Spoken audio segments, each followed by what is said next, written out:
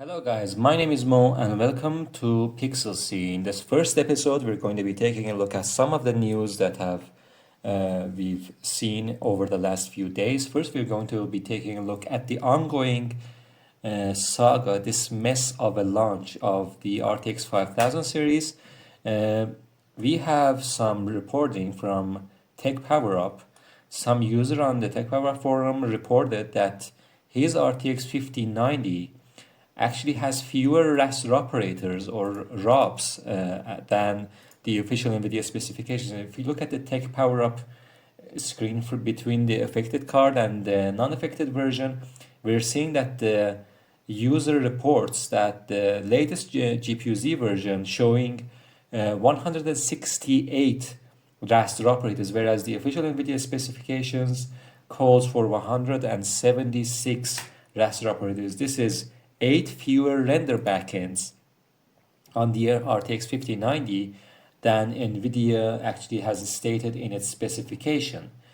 So Tech Power also dug a little deeper, and it actually discovered that their sample, which is a Zotac card, also has 8 missing ROPs. These 8 missing ROPs also happened on their card, which contributes to around a 4.5% loss in overall performance. They actually went into a little bit more detail in terms of the benchmarks. They're showing that in some games the differences can be small, whereas in others the difference can be quite significant, closer to 8%. In Starfield, for example, and in Doom Eternal, and also in Elden Ring, they've discovered that the difference is kind of small, but in a synthetic benchmark like 3D Mark Times by Extreme Day, which they also tested, they found that the Zotac version with fewer ROPs gets around 3,000 less points in the benchmark than the NVIDIA Founders Edition, and around 4,000 less than the gaming OC Gigabyte version. There's also further confirmation of these. Some other reports also have come out. Other people have seen this issue with other cards like Palette, Arno 3D, and MSI and Gigabyte. So this doesn't, affect just one vendor. Finally, NVIDIA came out with a statement that they have identified around 5.05%, half a percent of RTX 5090, 5090D, which is the China-specific Dragon version, and 5070 Ti come with these fewer ROP units. Next up, we're having an official investigation from NVIDIA is ongoing about the RTX 50 series failures and black screen issues. Some users have seen that the launch driver with the RTX 5090, which is the only driver available for these cards, causes a black screen of death errors to all the way up to complete system failures with the system refusing to kind of boot up. They have officially announced that they're looking into this issue.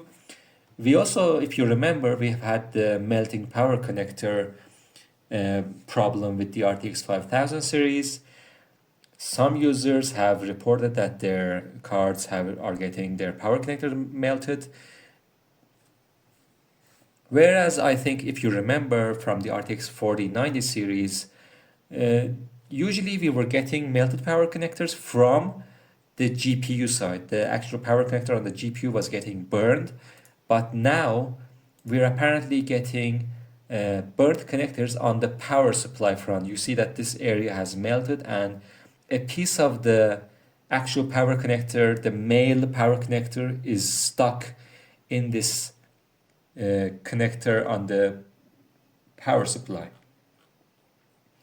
Other than that, we also have one user reporting that the power delivery section of their Astral RTX 59, this is like a $3,000 GPU, like $2,800, has actually burned and killed the GPU. And if you look pretty closely, although the initial reporting was that the capacitor has failed, from what I'm seeing in this image, I think the part that is actually failed is probably a MOSFET under this heat spreader that is trying to cool these thermal pads and the heat spreader which are trying to cool the cars.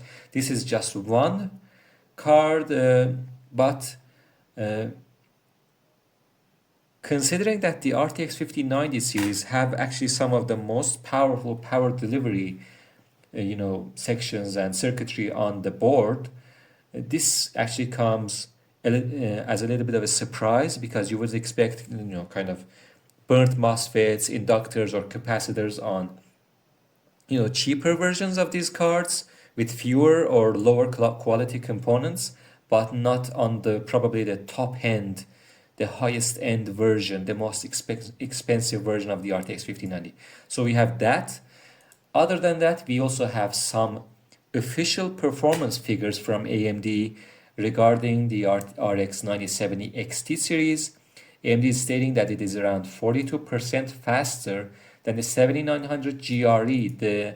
And I think the reason that they're comparing it to the 7900 GRE is that maybe it's going to be closer in terms of price to that specific version of the card, the RDNA 3 GPU. If we look at the details of the AMD's official benchmarks, we can see that the performance improvement by going to one of the newer RX 9070 XT, which is still to be launched. I think we're a few days away from the launch, still about around a week or so, maybe. The performance improvement ranges from around 23% all the way up to 66%, and the average of all these benchmarks results in 42% performance improvement.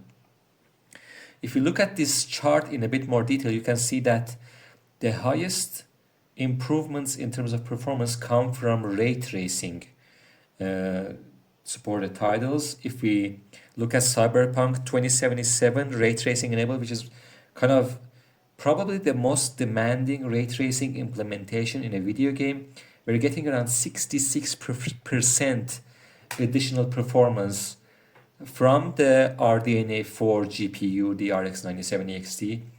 But we still have to wait to see the third-party benchmarks from like Gamers Nexus, Hardware Unboxed, and the other website like Tech Power Up to see what the actual performance picture looks like. So that's it, guys. I think that was the most important news that we've seen recently. Thanks for watching this video, and I will see you in a new video soon. Take care, guys. Bye.